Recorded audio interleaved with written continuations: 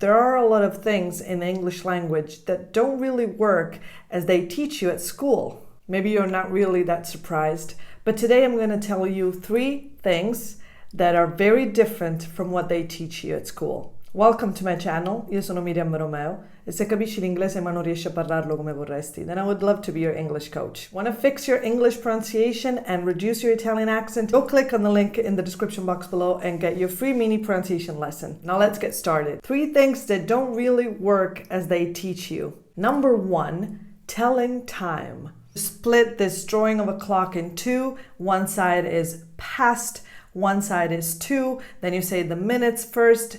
And if the hands on the clock are like this, you say it's 20 past 8. Or if the hands on the clock look like this, you say it's 10 to 11. Now this way of telling time is correct. Of course it is. But today, everyone has this digital time in front of them all the time. So you pick up your phone and you look at the time. So in reality, even native speakers won't really use that way of telling time. So if you ask someone what time is it, they pick up their phone or their smartwatch or they look at their laptop and they read the numbers 11 and 20, they won't say it's 20 past 11. They might say it, but most likely they will say it's 11:20. That's it. So yes, it's important for you to know that there's this other way, this official, this old school, dare I say, way of telling time in English. And it's important that you understand if someone uses it. But the good news is you don't have to tell time that way. So if someone asks you what time is it, you can just read the numbers. You just say it's, then you say the number of the hour and the number of the minutes. That's it. So you can just say it's 6, it's 6:10, it's 1:15, it's 3:28, and then you add AM, PM if necessary. A little side note, if your time settings on your devices are on the 24-hour settings, of course you're gonna be reading something like 18:20, but in English that doesn't exist. So you're gonna have to say 6:20 PM. You can say it's 18:20 to an English-speaking person because they wouldn't understand what you're saying. It's like if someone tells you it's 32 o'clock, it doesn't make any sense to you. So you're saying the 12-hour time and you say AM, PM accordingly. If it's necessary, if it's obvious, you can skip it. So again, what time is it? It's 1:23.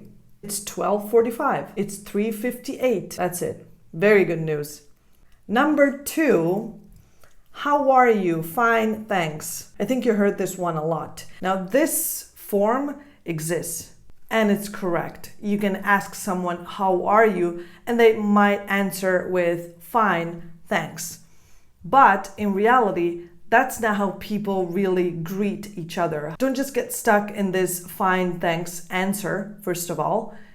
You can say good, great, not so bad, but mostly how are you is not really the question you think it is. Because yes, you can meet someone you know and say, how are you?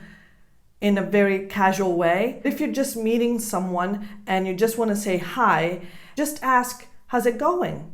How's it going? That's what you should ask. That's more like what you want to say. Like if you ask, how are you? It's someone you know, it's a friend. You really want to know how they are, if they're good, if they're not good. But if you're just meeting someone and you just want to say hi, but you want to sound a little bit polite, you say, hi, how's it going? Great, and you go. It's just more casual. And it's more the English equivalent of the Italian come va? How's it going? And then again, if someone asks you, how's it going? Or even, how are you? Don't just say, fine, thanks. There are a lot more options. Number 3, have got. Now, when you're at school, they will most likely teach you British English and you will have a British English textbook.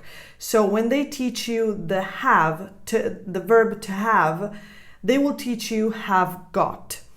Now, the problem with this is that have got is of course correct.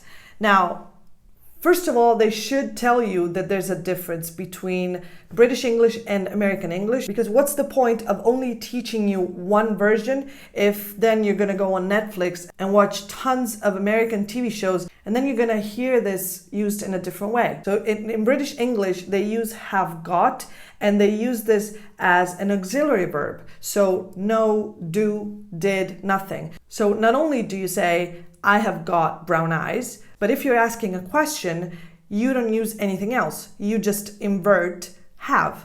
You just say, have you got a pen, for instance. In American English, they use the verb to have as any other verb. So they use the auxiliary verb do. So in American English, the question becomes, do you have a pen? Do you have a pen?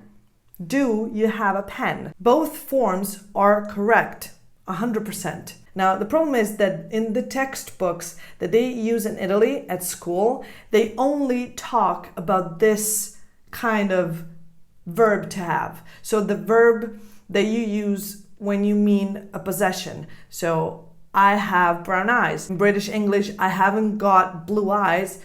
In American English, even though they don't say it, I don't have blue eyes. Because in American English, again, is I don't have blue eyes. But the main problem is not this. The main problem is that this verb, the verb to have, has a lot more uses, a lot more meanings. You use the verb to have to express so many other things that have nothing to do with possessing things. You use it to say, to have fun, to have breakfast, to have a shower, to have a chat, to have a drink, to have a cup of coffee, to have your hair cut. So what if you need to ask if someone had fun last night at the concert? How would you ask them? You can say, had you got fun last night at the concert? Because you can't possess fun, can you? It doesn't make any sense. You say, did you have fun? Did you have fun last night at the concert? And this is what you say in British English and in American English, because that's how it works. There's no other way. When it doesn't mean possession, even in British English, it gets treated like any other verb. So I thought you should know, since this verb is a very important verb and it has a lot of uses in the English language, because a lot of people have been taught this have got structure, and then when I ask them, or when they need to say something, I didn't have fun last night, they don't know what to say. They get confused. They don't know how to say it. So that's it for today. Maybe these 3 things were things that you already knew, but I just thought I should clarify just in case. So I hope it helped anyway. Write in the comments below other things that you later discovered were different in real life from what they taught you at school. And now get your hands on your free mini pronunciation lesson by clicking on the link in the description box below. Thank you for watching, and I'll see you in the next one. Bye.